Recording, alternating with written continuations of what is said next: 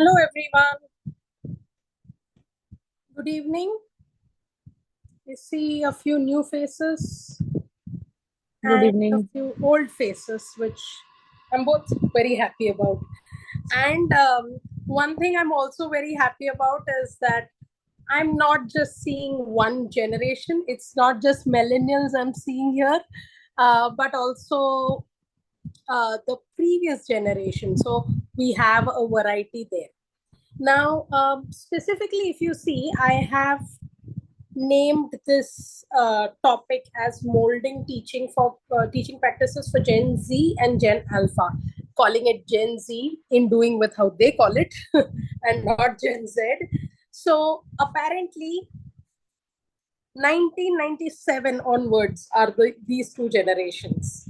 1997 to 2012 is Gen Z, and 2012 onwards, all the kids that are born are apparently Gen Alpha. So we have most of our students, rather, I think all of our students are this generation. So I would like to, before I start the session, I would like you all to think about what you are expecting from this session.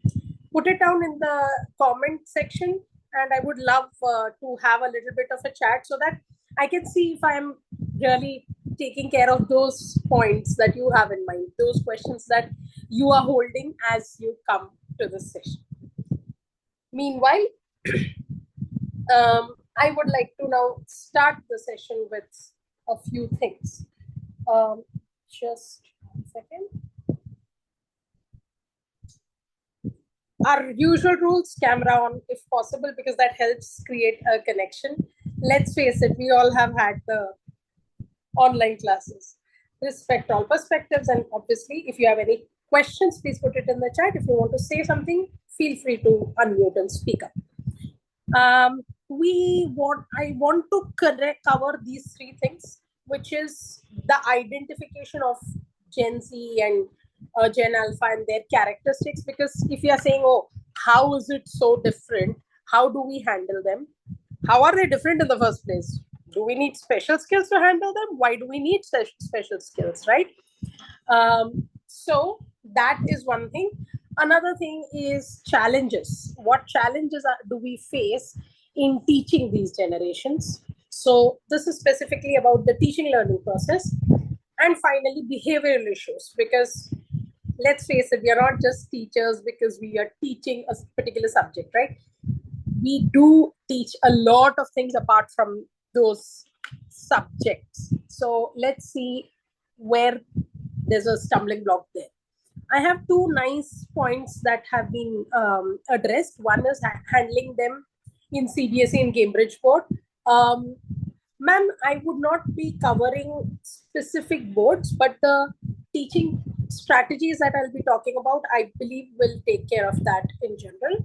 And Punita ma'am said we have to be lifelong learners to deal with Gen Alpha students efficiently. Yes, because as the generations move forward, we all know that we feel farther and farther away, we feel older and older, but that's all right, because at the end of the day, we all need to move with the times. So, talking about that, even before this, actually, I would like to start with a story. Let me not reveal what my question was. I'm sure you've all heard this story. It's a very simple story.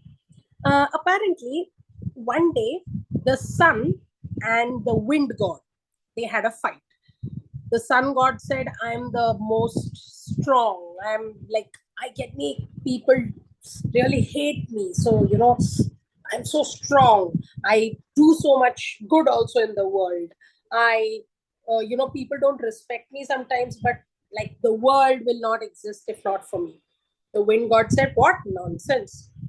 They hate you, but they really love me. They are looking forward for a wind no matter what season it is. I mean, yes, cold winds are a problem, but nobody's complaining about it as much as the hot sun, especially like in hot countries." So they had this huge fight. Suddenly, they looked down and saw one man walking down the road. So they looked at the man and said, "Oh, let's have a challenge." This man was holding a coat. He was wearing a coat rather. So sun god said, "Hmm, let's have a challenge. Who can get this man to remove his coat first? Whoever gets this man to remove his coat first is the winner of this challenge." So they said, huh, what can we do? So the sun god said very graciously, "You go ahead, since you are younger," he said. So you go ahead, you try the challenge. Get that man to remove his coat." So the wind god really got filled himself with wind. He huffed and he puffed and he blew wind on the man. And the man really held his coat tight. "Oh my god, it's so cold. It's a strong wind. I don't want to give up my coat." He held his coat tight. Till then, he was just wearing it loosely. He zipped up his coat and held it really tight. Then the wind got really angry. He said, "No, no, no, no. I have to win this challenge." He tried harder. He filled his lungs up completely. He filled even his mouth up with air. And he blew so hard that he was absolutely sure this time the coat is going to fly off his head. He blew. What do you think happened? Absolutely nothing. The man actually went to a corner and stood there holding his coat even tighter, saying that, "Oh my god, let me put the hoodie on. This is really cold." And then the wind said, "You know what? If I can't do it, neither can you. Sun, you go ahead, you try." And the sun tried. The sun blew himself up, made himself all hot and red. He blew down on the poor little man. The man kept walking, and then he said, "That's strange. It was so windy and suddenly it's so sunny. What's going on here?" So he said, "Okay, okay. But what to do? I still have to walk in this heat home." He kept walking, kept walking. The sun became even bigger and redder and angrier. The man said, "Okay, I can't fight this anymore." He sat on a stone, removed his coat, and put it aside. The sun just smiled and looked at the wind god. Now, what is the moral of the story? Also, why am I telling you a story which has nothing to do with teaching learning? Any guesses?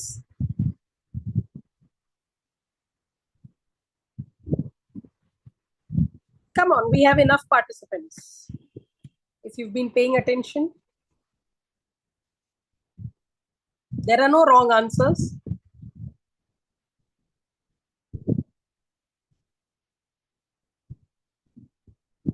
Anyone?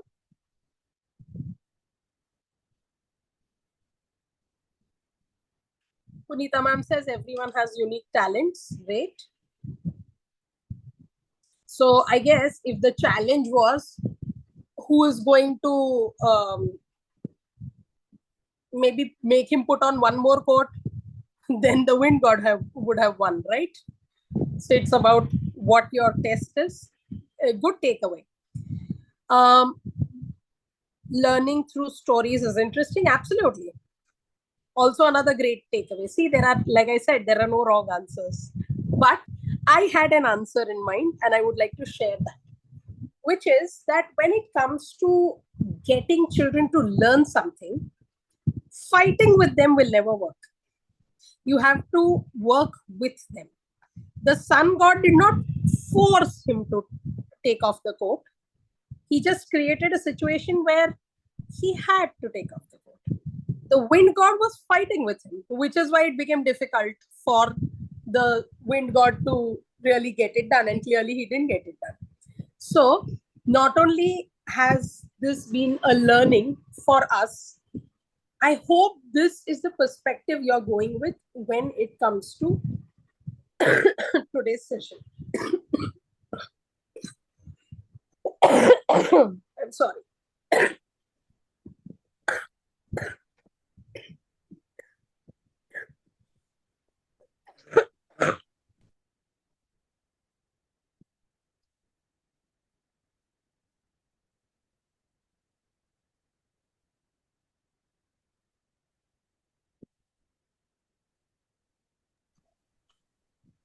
Excuse me. I have a very bad cough and cold. So I already apologize in advance. Um, yes, the students learn seeing you do things as well. Yes, I've said this sometime before. Children don't do what you say, they do what you do. So now coming to the question I had for you. Can you all think of a technology that existed when you were in school versus what students are using nowadays? And there's a little bit of a clue there on screen for you. PPT, PowerPoint presentation. What were we using? We were using MS Office. Maybe you're younger than me. हम तो chart पे बनाते थे सब कुछ. Because that's the thing, right? And I've seen some teachers do this. Anyone else? Suchita ma'am, I think you said something. I said chart paper only. We were doing chart papers. Okay. OHPs we used to have. OHPs, yes. Yes, OHP, yes. Correct. Oh, it's been years. I think the last time I saw an OHP was when I was in B.Ed. And we used to call the sir who used that really old-fashioned. I guess every generation feels that their teacher is old-fashioned. Nothing new. Yes. So now, I have seen certain teachers say things like, तुम लोगों को तो Google easily मिल जाता है, हम लोग को library में बैठ के पढ़ना पड़ता था. Fair. That is true. But I don't like when teachers resent the next generation for that. It's not their fault. In fact, you are also using the same technology, right?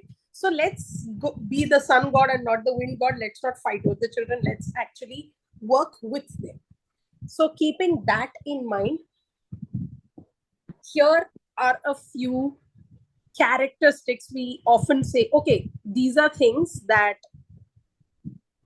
our generations have. So what I want you to do is look at these characteristics and think for each one, which will fall under Gen Z or Gen Alpha characteristics and which will generally fall under previous generation characteristics of millennials or before that. So for this, what I want you to think about is, I know this is not a generic thing, but this is something we are doing a little bit of generalization here. The reason we are doing this is, as you keep sorting each one, we will discuss how does it make a difference to us in our teaching learning process. All right. Okay. Pooja ma'am says that this generation does self-completion. Okay. Let's start in an order so we don't miss something. How about digital integration? Who does it better? Gen Z and Alpha. Yeah, the newer generations. Please excuse my throat. How about authority-based knowledge? So somebody has told you this. Old generation. Old generation, yes. How about multimodal learning? Gen Z, Alpha. Correct. I need to hear a few more voices as well. Collaboration. Who prefers collaboration? Old. Both of them, ma'am. Both of them, in fact. Both of them, yes, in different ways. We'll talk about it in a little more detail. Yes, I would like to address this here. One thing is that, generally speaking, the newer generation is a little more open to collaboration because, again, to be fair, collaboration was way more difficult if you're not in the same place with the previous generations.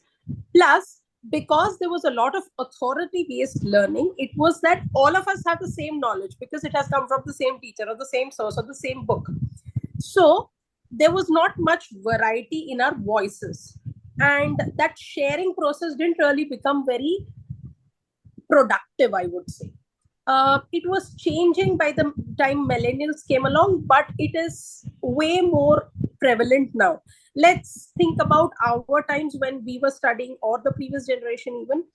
We were not that encouraged, at least, again, I'm generalizing, but we were not that encouraged to, go with that, what is known as a varied perspective. So we did not learn it. We might have learned it later in life, but it was not encouraged at a younger age. It was more like, I said it, so you do it. That's it. Correct? All right. How about visual image processing, visual information processing? Who does it better? Ma'am, it was Gen the Z or- older one, Okay. older technique, traditional technique of teaching learning. Okay, so then in that case, what would you say about text-based learning? Text-based learning is a modern teaching practice because it includes even chat texting, doubt clearing through. No, okay. No, when I say text, I literally mean written text versus visual. Okay. There is So, ma'am, confusion there, the way it has yes. been phrased. So there. visual information was actually started as a traditional mode, Oh. and today also it's prevalent in the modern practice in the Gen Z method. But because it says visual processing, so visual processing would be older one because you're processing. The student is processing the visual, learning through the visual. Yes. Sudhanshu And- sir, can you be more specific? You said text-based generation. You're talking about like the texting in that sense, I'm assuming. Text-based learning, like those who were born in 1980s or 1990s. Yeah, so not this They texting. were You mean primarily literal. dependent on text. Correct. There was only one mode. Correct. No other mode. We didn't have any other options. Correct. So, Ekta ma'am, to kind of clear that out, when I say, so I have put that as opposites of each other, where text-based learning is way easier for the previous generation because, like sir correctly pointed out, we had no other option.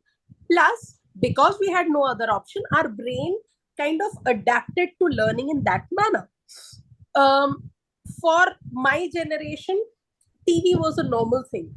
But for the generation before me, there was no TV even. All that there was for entertainment was newspapers and radio. So visual information processing, it happened. I'm not saying if you give a picture to a person my age, they can't understand what's going on, but it becomes essential for the newer generation. That is what I mean. I hope I have made myself clear. Yes, ma'am. For the Yes, only ma'am. medium. Yes, ma'am. I got it. Okay.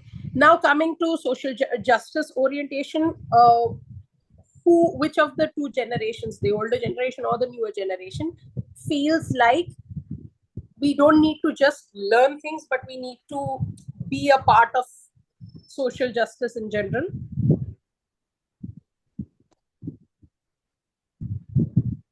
Newer generation. The newer generation. So we kind of see, as the people from the older generation, we have a little bit of a, rubbing our nose against, and these people are not good enough. But that is true, that because of the opportunities, of course, given to them, they are also very aware of the social justice orientation, and they want to make an effort. All right. Next is reduced attention span. I think we all will agree on this. No arguments. Yes. Which generation? New generation. The new generation. Reduce all the TikTok and Instagram generation. Apparently, there is an 8-second attention span. Okay.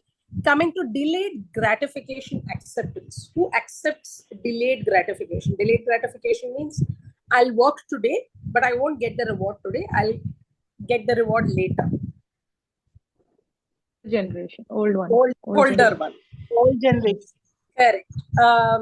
We'll talk about the marshmallow experiment later. Okay. Now, how about career stability preference? New generation.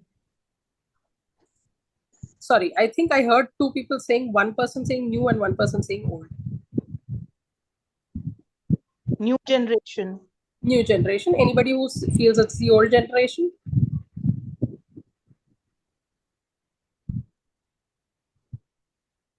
Okay.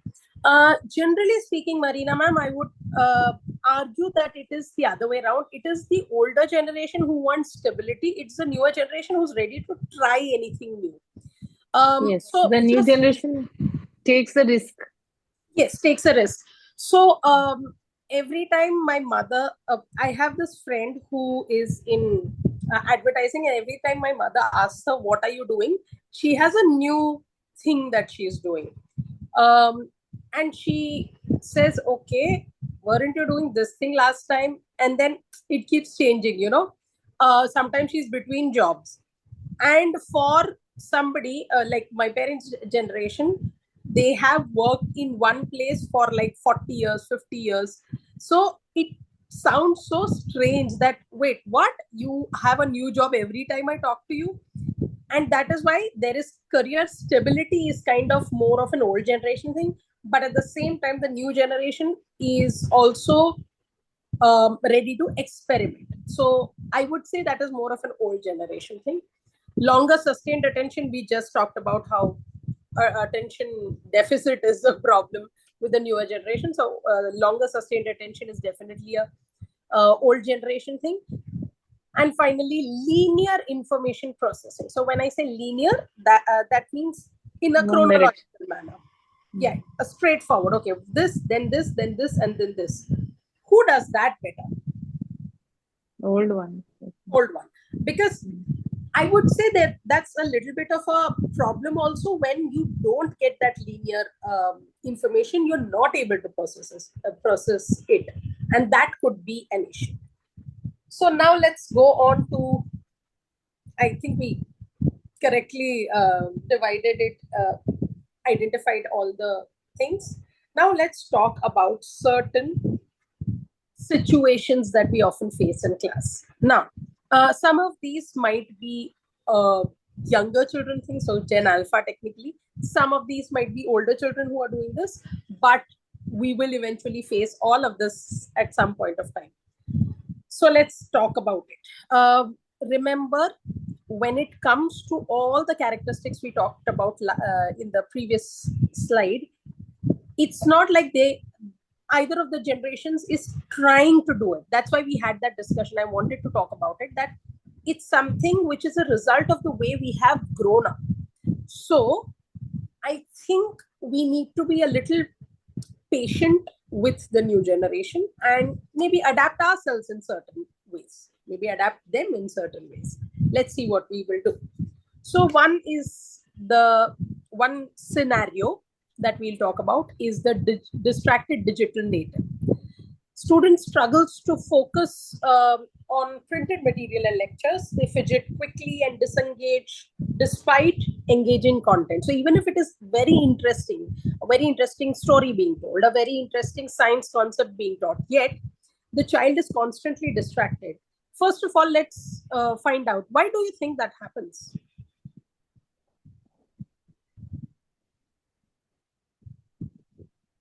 Because the students are so used to seeing digital things like TikTok and Google and all, that all these things, if you see, they increase the knowledge, but at the same time, they reduce the attention span of the students. So when these students have to learn from the printed, they're not used to it. They're not used to it. So they're not able to focus on it for a very long time. Absolutely. So yes, and I gave you a clue right there that they are digital natives. They are not natives of our country. They are not citizens of our generation. They are digital natives. They are digital first and physical later. So all the social media platforms, you know how it's. Recently, there was a filmmaker, I forget who it was. Recently, a filmmaker even said that, I made this film in such a way that you have something new happening every few seconds, so that the Instagram and TikTok obsessed generation can be still attentive to it, which is kind of a scary thing if you have to make a movie in that way, correct? So imagine what you have to do in a class where you're not even trying to entertain, you're genuinely trying to teach them something. So what is it that we can do? We can address the digital fatigue. So there is a little bit of a digital fatigue that will set in, that has set in also. So what we can do from our end, mix printed material with visual storytelling movement. Now, one thing I will say for sure is no matter what you do, when you tell a story really well, especially the younger children, the teachers who teach younger children know this.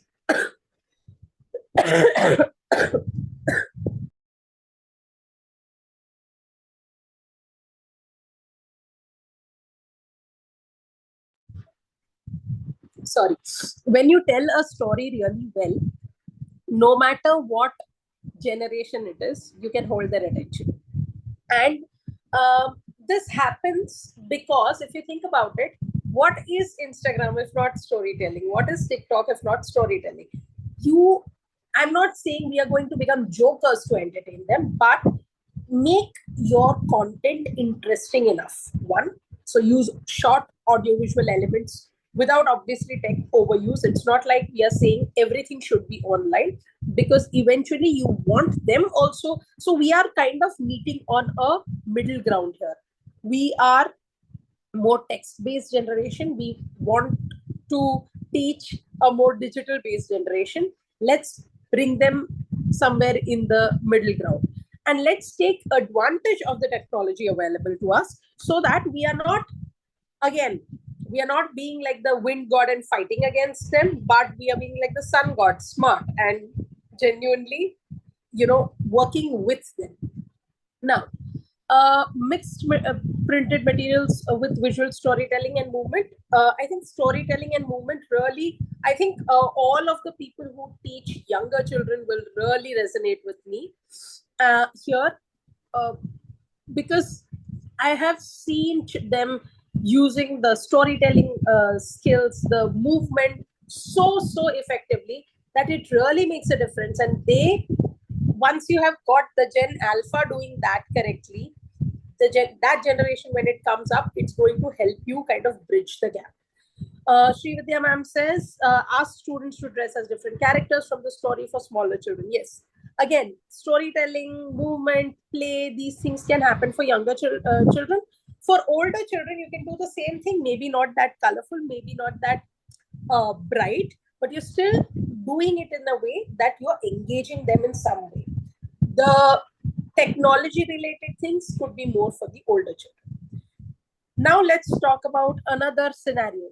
There is a questioner in your class. I'm sure you have all faced this, no matter what age, but you're introducing a topic when a student interrupts. When will we ever use this in real life? And you sense the class completely disengaging. I personally had this child, I still remember his tone ringing in my ear. Every time you say something, like, ma'am, but why?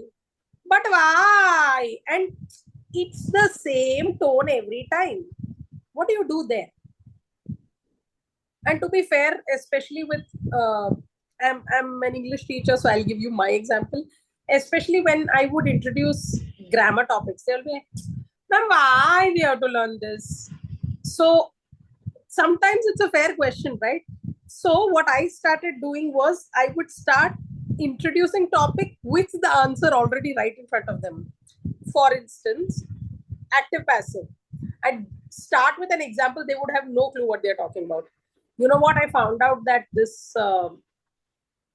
tube light broke in your class. How did that happen? Mostly, oh ma'am, a ball hit it. The ball hit it on its own,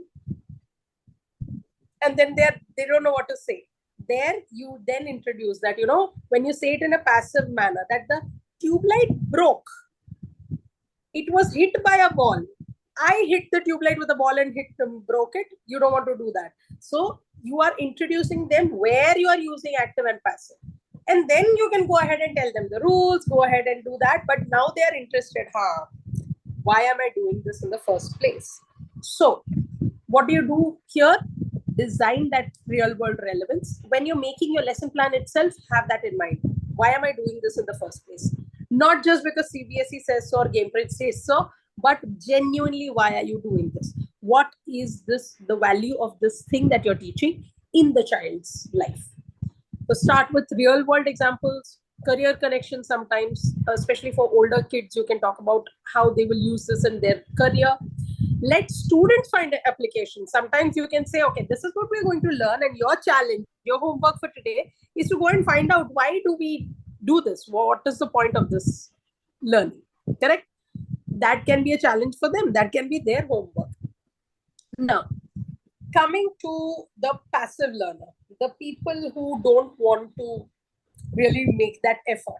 So students consume content, but they hesitate to create or participate actively. There are such students. I'm sure you all have had experience with such students. So they want to be spoon-fed, basically. Correct? What do we do there? Any suggestions? How do we get them out of that? Again, that passiveness is coming somewhere out of the screen in front of their face, which is doing everything for them. So all they have to do is sit down and consume content instead of actually creating content. Correct? So that has become such a big part of their lives that they forget that they also need to be active. So what do you think we can do in the classroom to tackle that? Ma'am, role play, myself Ekta, role play would be a good way, means of teaching learning, because even for senior grades, since I'm a senior faculty, role play indulges active learning and active contribution, because it's a two-way communication flow. Yes. And they will be doing the role play or enacting the role play with their peer in front of the other students. Correct. So Absolutely. that way, role play is one method which will indulge two-way communication. Besides role play, presentation method, which is an presentation or maybe a kind of audio recorded presentation they can make, or maybe presentation through a PPT. That's the second method for converting passive learners to active learners. Absolutely. Only one thing I would add here to the point that you made is that at the beginning, you might have to make these, learning through assessment, where you're saying that these things you have to participate or you're not going to get marks, especially for the older kids. Correct. Because Correct. there are children who will just not make that effort. There will be one child who will say, I have to participate, I'll be the tree. That's all.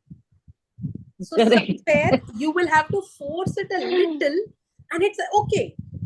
That kind of force, I would say, is for their good, right? In the beginning, a little bit of a push and a shove. Later, when they start enjoying it, believe me, they will probably come back to you saying that, I didn't get big enough role, or I didn't get enough to do, or I could have done better. We'll talk about the I could have done better part in a while. So, and yes, ma'am. Ma'am, we also for the senior wing do Kahoot. We use Kahoot, which is a digital tool, and it creates quizzes on the topic. So we encourage the students to use it themselves, create questions, answers, and bring it to class. The fourth method is project-based learning, PBS. So, thankfully, CBSE has made project like a compulsory mandatory thing, which is a great thing. Absolutely, ma'am. Actually, I had referred to, I didn't know it was pronounced Kahoot. I was pronouncing it wrong. But I had mentioned it in one of my previous sessions as well. So I am trying not to mention all the digital things, because I think they are almost ready to teach us.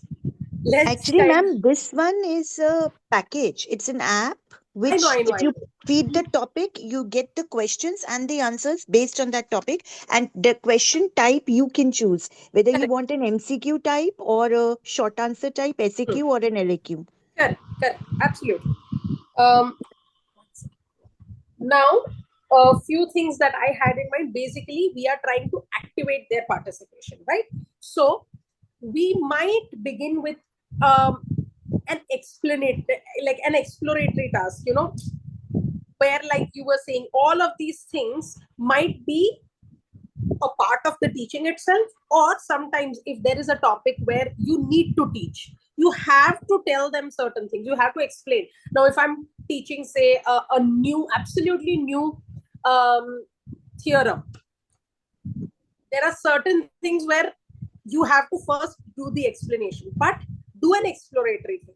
Let them figure it out on their own if there is such possibility. I'm not a maths teacher, so I'm going to leave it up to the maths teachers, but in most cases you are able to figure things out. At least even if one child in the class does it, it will give that motivation to the others.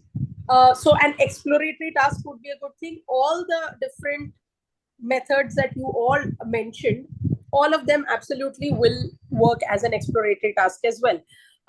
Quiz, like Srividya ma'am was saying, Punita ma'am was saying, all other hands-on activities works equally well. Plus, like I said, again, you all also said the same thing, encourage collaborative problem solving. So here, the problem solving aspect of it will happen only once the collaborative aspect of it happens. And we talked about this, right? It has become a little bit of an, it might happen that there is a little bit of an individualistic attitude towards things sometimes. So for that, use your circle time, create that sense of oneness among the students, because the students should have such a connection between them that tomorrow, if something happens in class where there's a little bit of a fight, they shouldn't come to you for each small thing. That's the kind of bond that they should also have. And then when you've achieved that, I guarantee you the collaboration will be mind-blowing. You won't have to do anything to force it. And that's the ideal situation we want, right? Now coming to the instant feedback seeker. Ma'am, how have I done? We've all had one of these students as well, right? Students frequently ask, is this right? Am I doing this correctly? And seem anxious about immediate validation. Again, first let's understand it. It comes somewhere from that, you know, the moment you've posted something, how many likes did I get? How many comments did I get? How many reactions did I get? I'm not on any social media. The only thing I use is WhatsApp just to communicate. And yet if I put something on my WhatsApp status, and I don't get a reaction for a while, it's okay with me. But I know that there are some people who will get anxious about it, right? So that same anxiety is filtering through in your studies as well. And that is the problem. That is why this is happening. Let's understand why it is happening before we start solving it. So, is it possible to give them instant feedback every time? Do you think that is how we should adjust and adapt? No, ma'am. No, it's not practical. And that's not something you want to encourage either. Because in the real world, even if you are able to personally do it, which I don't know how you would be able to do it for every child every time, because it would be unfair otherwise. But even if you're able to do it, what are we preparing them for? Because in life, you're not going to get instant feedback every time, right? So,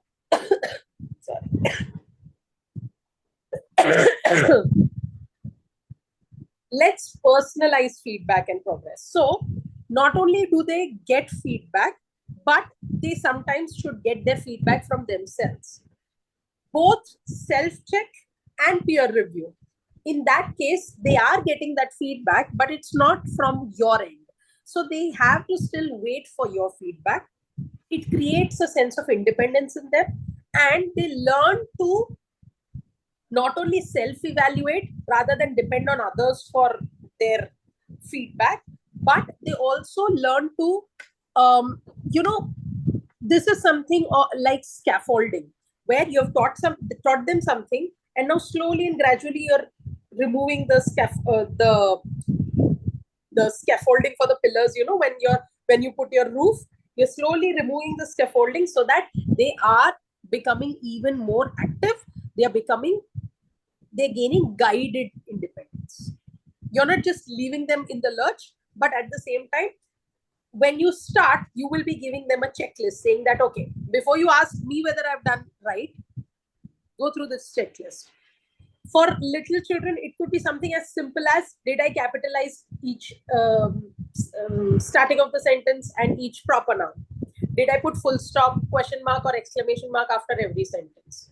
Did I leave a line, like a finger space? Even if they're very little children, did I leave one finger space between two words? Simple as that. Tick mark. In the beginning, it might feel a little silly, but what happens is they learn to check this, one. Second, because they have simply put that simple tick mark, they are more likely to do it. My daughter is 5 years old. When I tell her to do something, it's like, हाँ करेंगे नहीं करेंगे देखते हैं.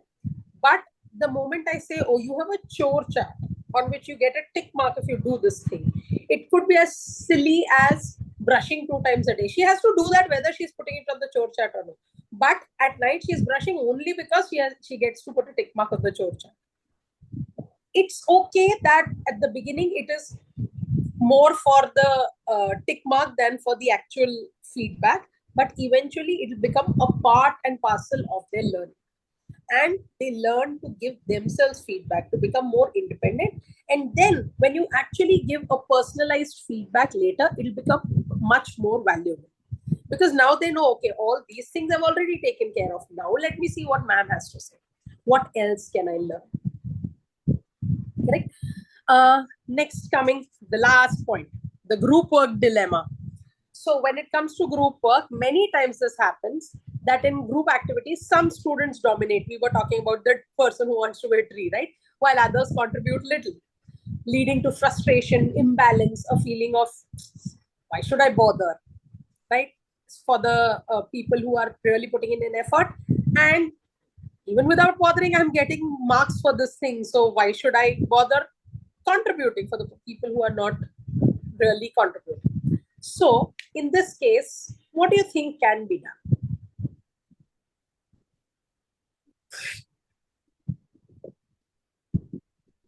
How do we force everyone to participate?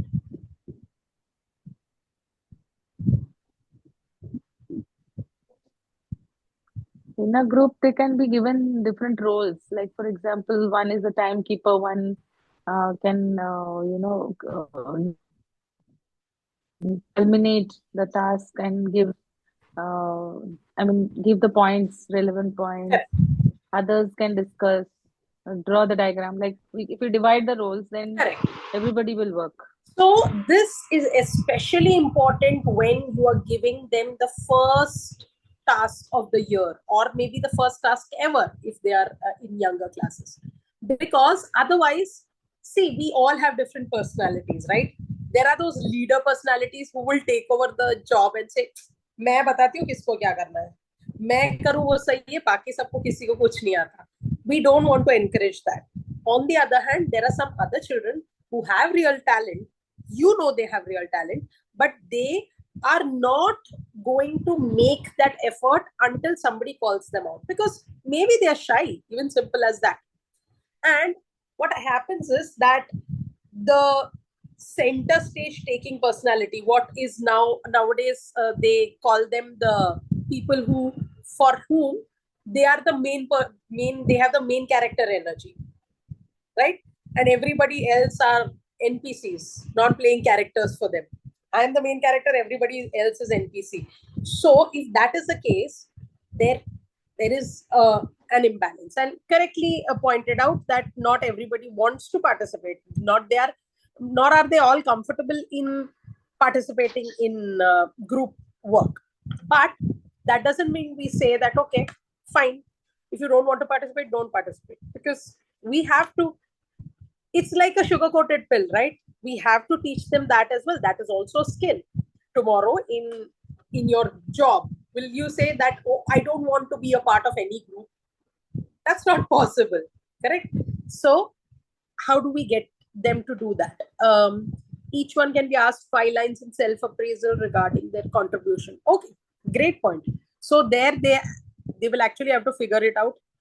And you might question them on it, saying that, okay, you say you did XYZ, I didn't see that. Did that really happen? You have to justify. So it's almost like I might as well do it rather than having to justify it to ma'am. Yes, we have to encourage them. Absolutely. So how do we do that? Now, generally speaking, the group work dynamics, like Suchitra ma'am pointed out, there is a little bit of an imbalance. So the roles that you are assigning, obviously, I'm sure that you all always notice that, okay, this person is good at artwork, this person is good at introducing things, this person is good at explanation, maybe they'll do the explanation, this person is good at speaking, so let them do the conclusion, so it will be a nice strong conclusion to have. But if we always do that for the same people, they are not learning the skills that they are missing. So make sure that even if you are assigning roles, you are rotating those roles. Yes, assign the best person for the task on the first task, but when you're giving them feedback, give them very pointed feedback so that the others are also listening. Okay, this is what teacher appreciated about this person. So next time when I have that role, that is what I am trying to emulate. Correct? And start with structured pair work before larger groups, so that in pairs, obviously from individual you go to pairs, so that you know exactly what, okay, you have one brain to adjust to, then maybe threes, then larger groups. That is obvious. I think we all kind of do that, right? It takes time. Think about when we got married and got into a new family. Did we adjust with everyone day one? No, right? It takes time. So give them also a little bit of time. And this is not a life-changing event like that. So make it gradual. Make it 1 to 2, 2 to 3. And in the beginning, assign roles. Slowly observe. Again, anecdotal evidence. Observe, make notes. Which group is participating very well? Which children are working very well together? I'm not saying always give them the same task. You need to break them up also, so that we can help. Maybe they have certain skills which help them work together. Those skills should be given to each group, right? Mix up the groups, transform that dynamic itself.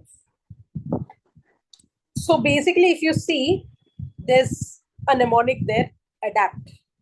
Correct? Adapt your practices to the new generation, and that's how things will change. Now, this is all about teaching learning. But like I said, teaching learning is not all that happens in a school or in a classroom. We need to do a lot more as well. Correct? So what is that other thing that we need to do? We need to make sure that we are also dealing with their behavioral issues correctly. So how do we do that? These are just a few pointers. This is not the only things that you can do. Please feel free to contribute if you have anything more to add. One is a reduced frustration tolerance. Like we were talking about earlier, right? That they immediately want the result. I put the seed in the ground and I want to see the seedling right now. That's not how life happens. That's not how anything happens. But that sense of no patience for results, it is something that gets a little troublesome when, especially when you're teaching them something for the long term, where they kind of think that I will try it once. If I can't get it, I'll just give up. So when you encounter children who are going through this, here is where you need to inculcate certain things. Prashanti ma'am is right here, so I would like her input on this. I do believe that a little bit of general meditation exercises, just having that patience to, okay, let me try once more till I succeed, that comes from a sense of, centeredness within us, which is kind of missing in this generation. But I do believe if you give them the chance, they are ready to learn. So inculcate the growth mindset, where we are teaching them that everything that you do, it's not to happen right now, this moment. It doesn't have to happen right now. It can be a slow process. And again, because these children need to be told certain things in certain ways, I have few things that I was thinking of. One is teach them about the struggle scale. So, ma'am, I don't know this. I can't understand this question at all. Tell them on what level are you. So teach them a scale. Now this, I'm going to give you an example of a older child. You can adapt it to your kids, whichever level they are. You can tell them that, scale 1 would be, I can't understand any of the words there. So like this is the worst case scenario. This is on struggle scale, I am on 10. On struggle scale, I'm on 1. If I can understand all the words, I understand the question, I know which part of the chapter it is from, but I'm not able to figure out what I am supposed to do exactly. Then tell them that you come to me only on, if you are on struggle scale 10, where you can't, like, absolutely cannot understand anything that is going on. Otherwise, you do the next step, which is think 3 times. So when I say think 3 times, first, think, can you understand the question? Okay. Second, think, can I try it in another way? So you have understood the question. If you have understood the question, then you go to think 2, which is, yes, I've understood the question. I'm not able to figure it out. Can I try it another way? And think 3, this again might be more of an older children thing. Ask your peers. This might seem like this will just encourage them to talk to each other, but it also builds that collaborative sense in them. So this will be specific. The third thinking will be specifically for certain situations only. But then when they come to you, you are absolutely sure that they have given it their 100% and still not been able to do. And that's why you can absolutely help them out. You're there for that. That's your job, right? If the children knew everything, then we would be out of jobs, correct? So make sure that we are being facilitators and not just spoon feeding them. Now, coming to this part, any doubts, any other suggestions? I would love to hear more suggestions from you. Yes, like what you said was like basically for the higher classes. When it comes to the younger, like in kindergarten, it's very difficult to make them understand these things. So for that, we have developed, like I have developed methods, like if I'm correcting their copies, their notebooks, I tell them to stand in a line, make a queue and then stand. But some of the children are so impatient that they cut the line and they come forward. They're standing somewhere like second last or third last, but they'll come first and they'll put their copies. In that way, what I do that if you put your notebook on my table, even though it's not your turn, you will be the last person whose copy I will correct.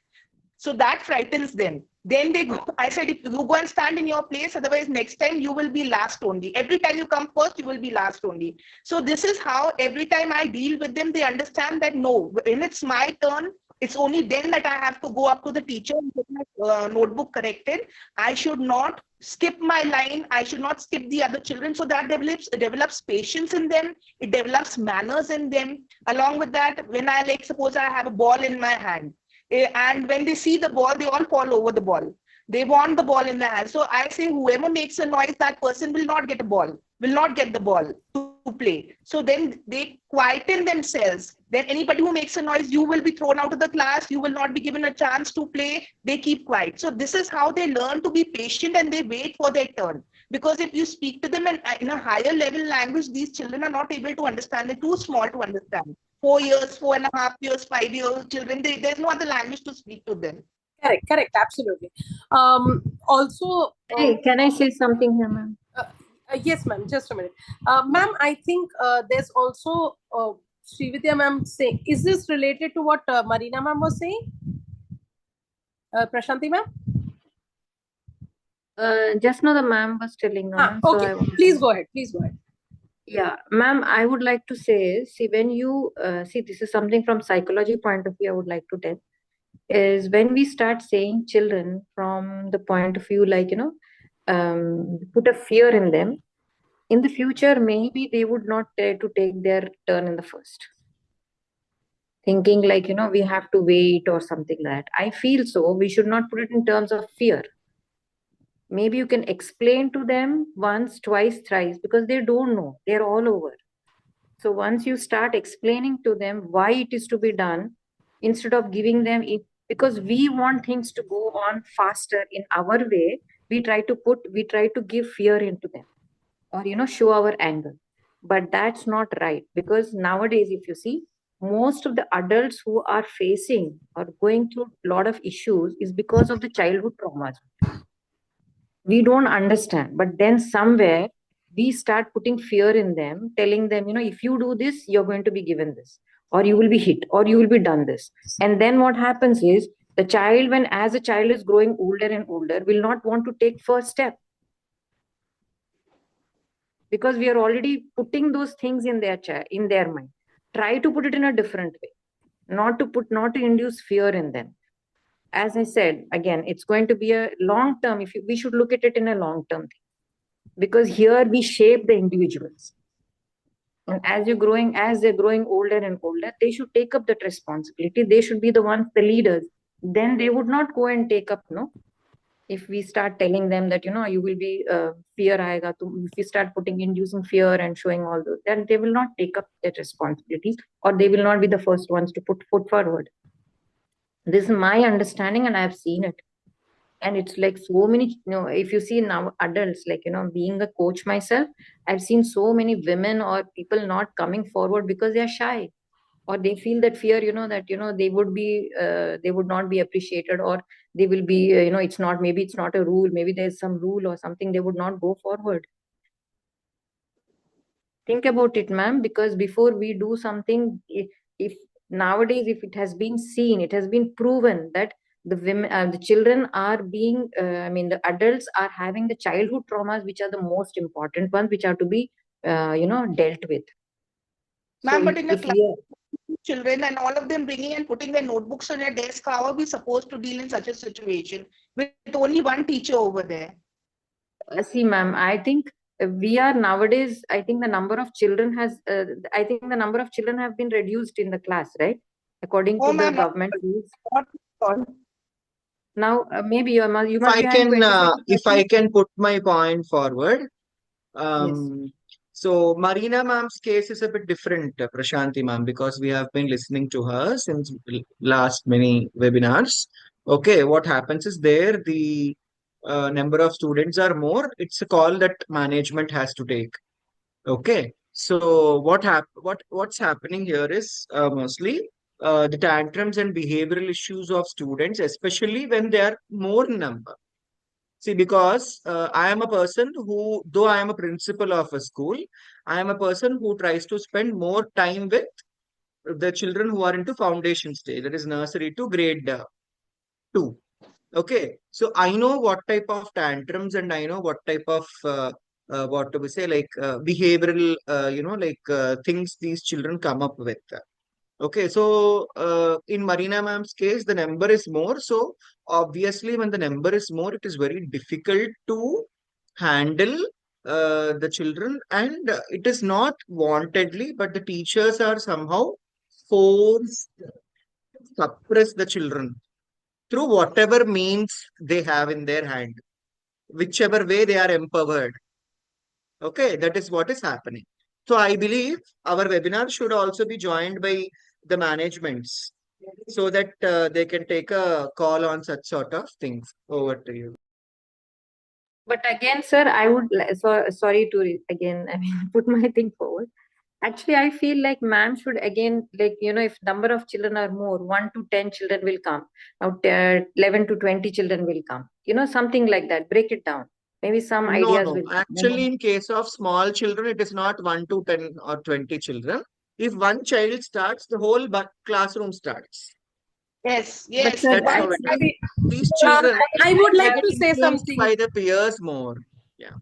it's actually, sir, I think I also have dealt with the nursery, and then that I've done. But it's like, it is a process. Every time you may not achieve these things in first time, but you have to keep on doing. And that's how the foundation starts. That nursery teachers have a lot to do. That's the foundation that we got to put. Maybe if you teach it in the nursery, they may start doing it in first standard. You don't know.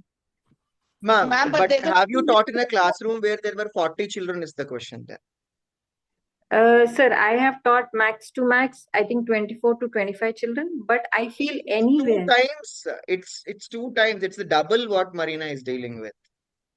I know, sir, but then I think the government has told not to raise hands, not to scold, something like that. So that was actually a point when I realized that when we don't have that, we only have to use our creativity.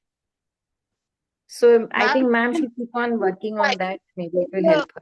the limited time in which we have to finish the course, in which we have to send them to the toilet, in which we have to take them for the play time, which we have to take them to the smart class. If we are going to keep what you're saying is true also.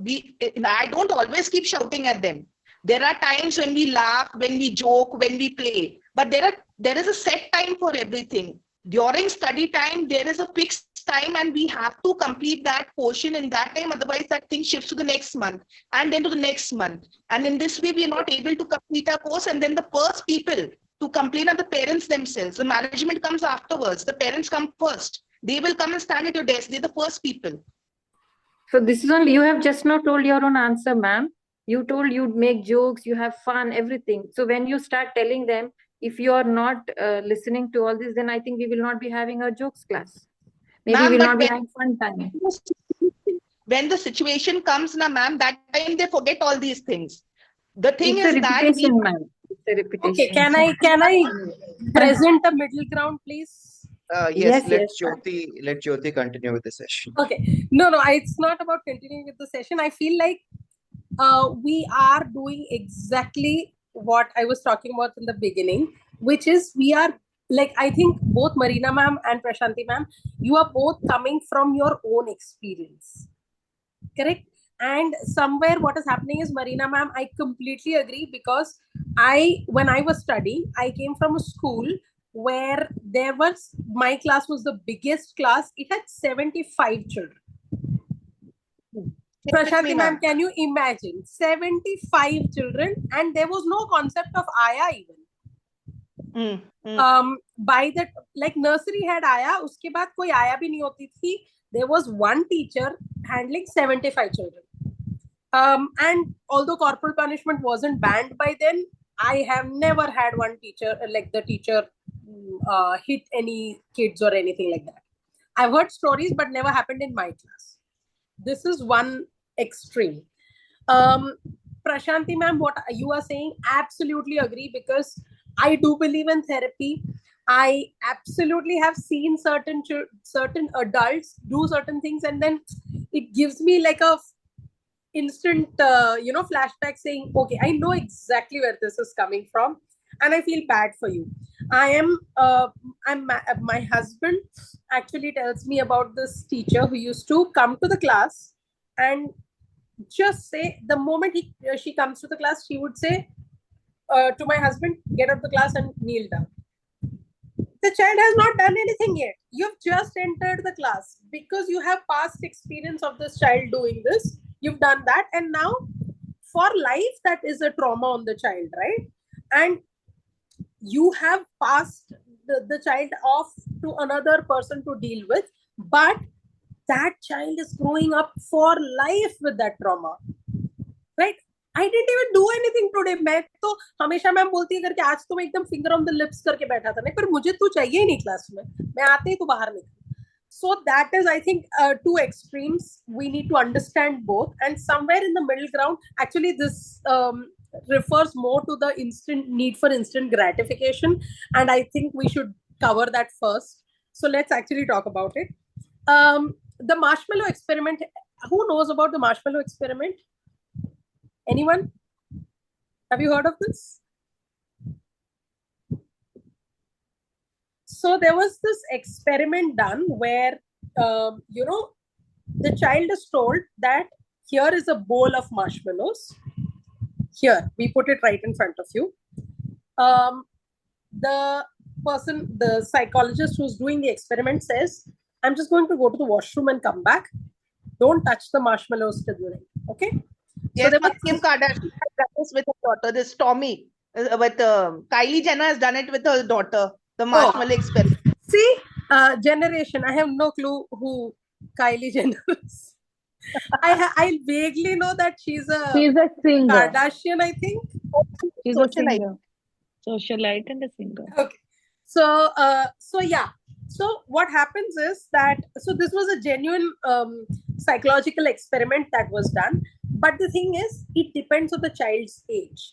And Marina ma'am, you're right at that age where they have no concept of अभी नहीं किया तो बाद में 2 marshmallows मिलेंगे या 2 bowl full of marshmallows मिलेंगे. They have no concept of that. मुझे अभी, there are times when they just want to come and touch you. They just want to be around the teacher, like literally physically hold you. And I understand that, but I also understand the teacher. You can't be literally cuddling every child. You're never going to get any work done. So Yes. I think a middle ground would be somewhere where, yes, at that moment you might feel like, okay, I want to shout my head off, but maybe say it like the tone can be different, where you're not saying, if you come in front, you will never get your book checked first, but instead say, what did we talk about coming in front every time? What do we do? What do kind children do? We stand in a line. And I know it is difficult at that moment when you know the bell is about to ring in 5 minutes and you have to get things done, go to the next music class or the next PE class or something. It is difficult. So let us do the meditation. Let us take that deep breath and say, okay, I know I want to shout right now, but maybe make the tone a little softer.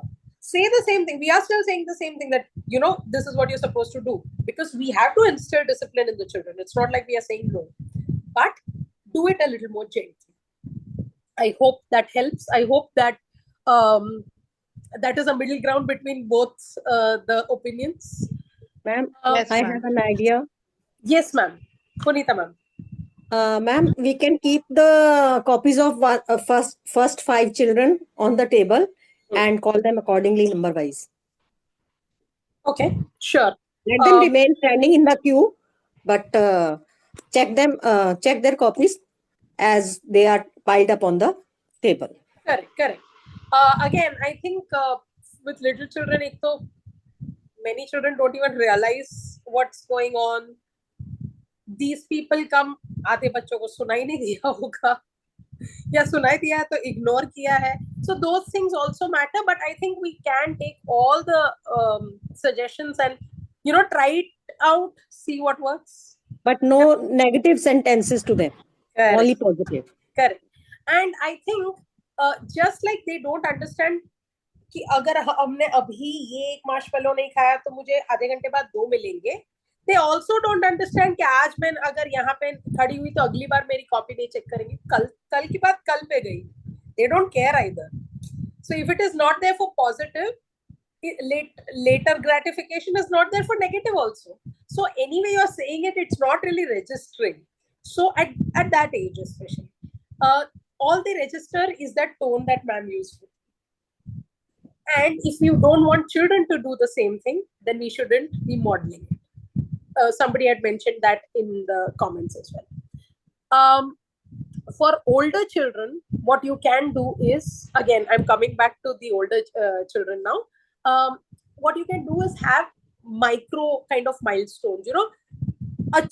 So instead of saying that this can be like, I'm kind of adapting this to little children, that instead of saying, okay, why did you come in front? I saw you were standing at the last, and you were the last person in the row, and now you have come and stood here. Instead, you look back and say, oh, I really appreciate Haley is standing at the end. Still, she did not run to the front.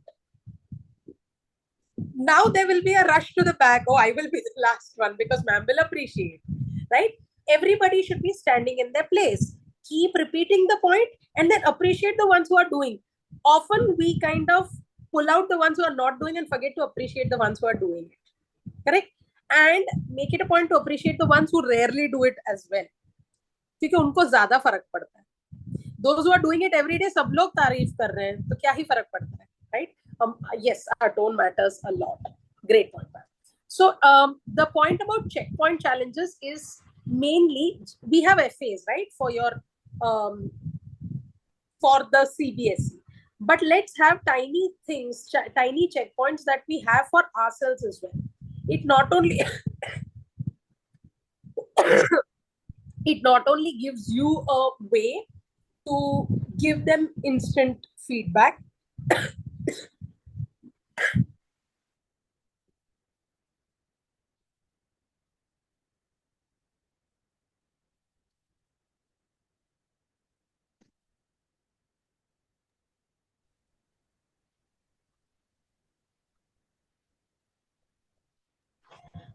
this can be feedback for them, plus it makes them feel like they achieved something. So the need for instant gratification gets met as well. Can somebody read the hypersensitivity point? Excuse me, ma'am. Yes, ma'am. Yes, ma'am. Ma'am, regarding checkpoint challenges for a senior grade, can we indulge micro teaching? Like after taking up a lesson, let's say today a topic was taught. Next day, you pull up a group of students, maybe 4 students, and give them subtopics of the topic taught or the chapter taught to do a micro teaching on the next immediate day, Yes. so that it will be treated as a challenge for the student. And they And say we can that do the best checkpoint. way to learn is to teach somebody. Yeah. So then the Two teacher things I can would do say to checkpoints. mind. And Go the ahead. teacher can set parameters where the conceptual knowledge is going wrong. So Absolutely. that can be, micro teaching can be an example of checkpoint challenges for Correct. the student. Absolutely. Just two things I would want you to keep in mind. One, make sure it's not the same children every time, just because it'll be easier for you. Second, I would suggest doing this as a means of teaching as well. If there are certain topics, which sometimes topics get repeated one class after the other, right? So you can use those topics, you can use micro teaching by children as a way to introduce a chapter. And then later on, you can fill in all the points that were missing. So that way, it's not like you've taught the class once, because I understand time constraints as well. So it's not like you've taught the class once, then there is a micro teaching. You can use it in times when here they get to do the micro teaching and the others are also learning. Or maybe pulling out the weaker students, and so that they take it up as a challenge, this assignment as a challenge. And yes, absolutely. And what also happens is, these are topics that I'm talking, what I was suggesting is topics that have been covered in the past, right? Sometimes it becomes like an introduction to the new topic. They kind of repeat the foundation. At that time, they will feel, oh, I was able to do this because they have already learned it in the past. So it gives them great feedback as well. Yeah. Thank you. Great point, ma'am. Okay. Now coming to peer validation seeking.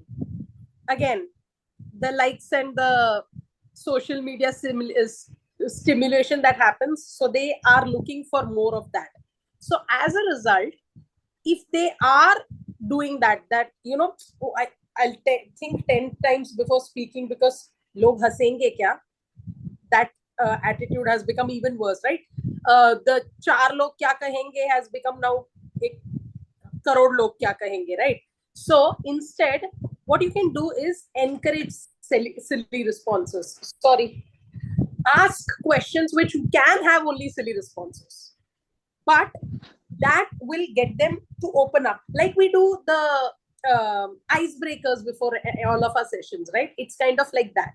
And in case of sensitive topics, you can have anonymous responses. I'm sure our biology teachers do that all the time when we come to the reproduction chapter. Let's normalize it so that it doesn't become, इस chapter में ma'am ने ऐसे क्यों बोला कि इसमें कुछ भी बोल सकते हो, या secretly बोल सकते हो, चिट डाल सकते हो, बाहर आके पूछ सकते हो, staff room में आके पूछ सकते हो. Make it a normalized thing, and slowly and gradually, don't answer them immediately. Bring those questions anonymously to class and address them. And eventually they will all realize, wait, I was not the only one with this question. So many other people also had the same question. Normalize just asking.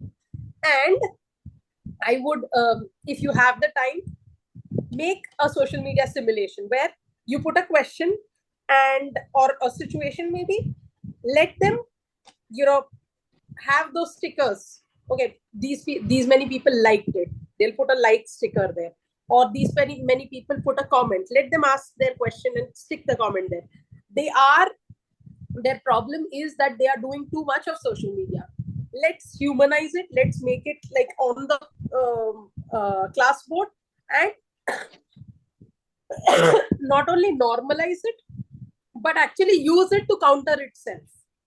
Use it to make sure that they are feeling comfortable with their peers judging them, because that's the point of that experiment. I hope it is clear. I am going to go ahead and assume it is clear. Yes, no? Let me have some responses as well. Okay, I see Prashanti ma'am shaking her head. Yes. Okay, yes. All right. So now finally coming to hypersensitivity. Have you seen this?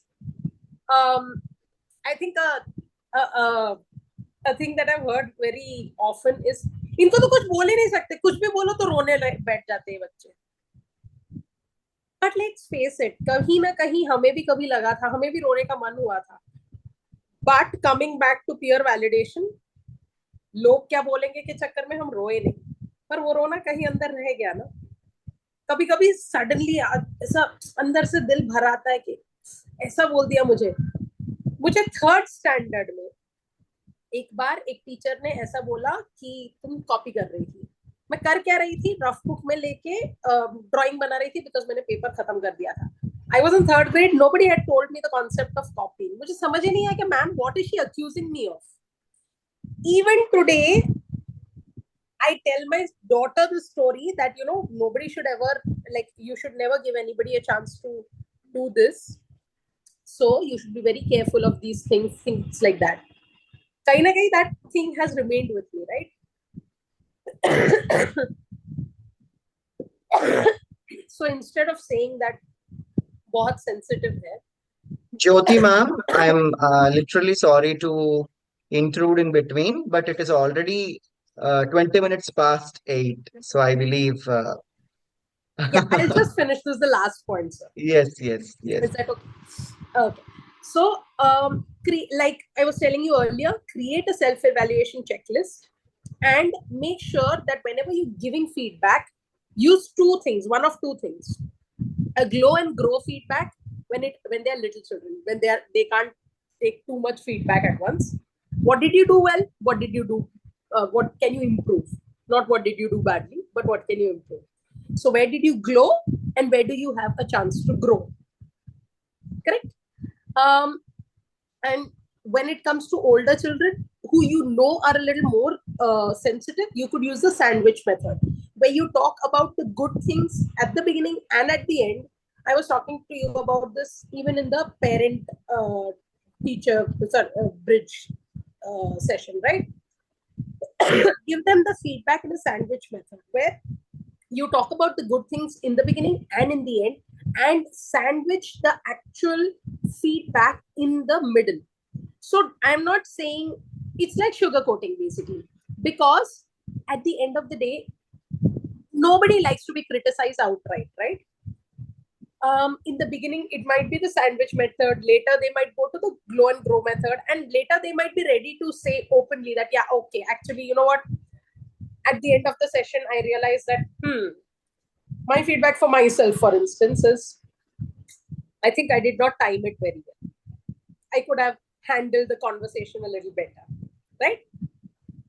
The time when this will happen is when I have already gained that sense of confidence in myself, that my usual ability is good. Then I can actually give myself feedback on the negatives.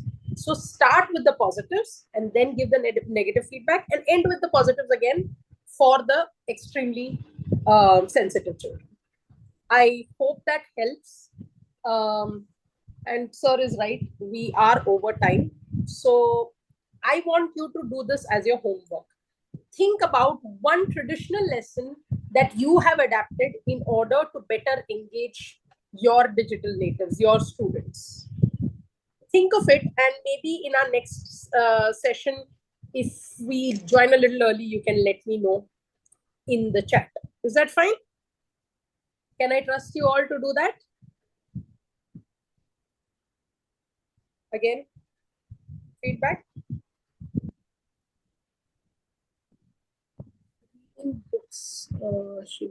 Okay. All right. So with that, I would like to end my session. I'm sorry for going over time, but I hope it was a productive session, and I hope that you learned something out of it, because I learned a lot out of it. So I'm hoping that I was able to do the same for you. Sir, over to you. Wonderful session, ma'am. Wonderful session. Thank you very much. Thank you, ma'am. It was indeed a wonderful session by Jyoti ma'am. And as we know, ma'am has brought up a very good, unique, at the same time, a topic which is the need of the hour, isn't it? So, as usual, Jyoti ma'am, lots and lots and lots of appreciations from the end of SNTTC. So, the people who would, yes, Jyoti ma'am. No. Please continue, sir. Yeah. So, the people who wish to grab a certificate for this particular session, you all know the process. Kindly pay through GPay or Google Pay or Phone Pay an amount of ₹50 and send a screenshot to the number, my number. You are all aware of my number. And kindly avail your certificate. So that's all for today. We shall all meet tomorrow again in a wonderful session. Thank you, one and all. Thank you, sir. Good night. Sir, good night.